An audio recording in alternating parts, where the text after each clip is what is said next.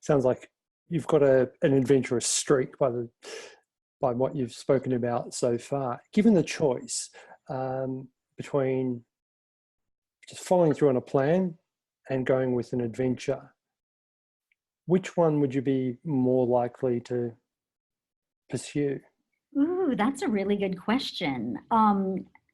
Ooh, I guess all of that's dependent on so many things, but I think I would probably always be a little more adventurous. I think plans are really good, but plans can shift so easily in any situation that it's almost just more fun to choose the adventure. Yeah. And what would be one of the most unusual adventures you've embarked upon? Well, when I graduated from university, I moved to Costa Rica by myself. So that was pretty adventurous, I would say.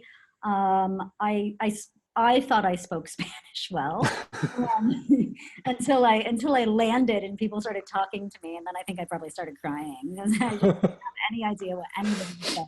Could you cry in Spanish or? I think that's universal. Like, Okay. So that was probably like a pretty big adventure, and a little bit scared, very much so out of my comfort zone because I've moved to Australia now, and that's fairly easy. Everybody speaks English. That's fairly easy. Moving to another country where you think you speak the language, but you don't, like that's tricky because you actually really do need to communicate to functions. Yeah.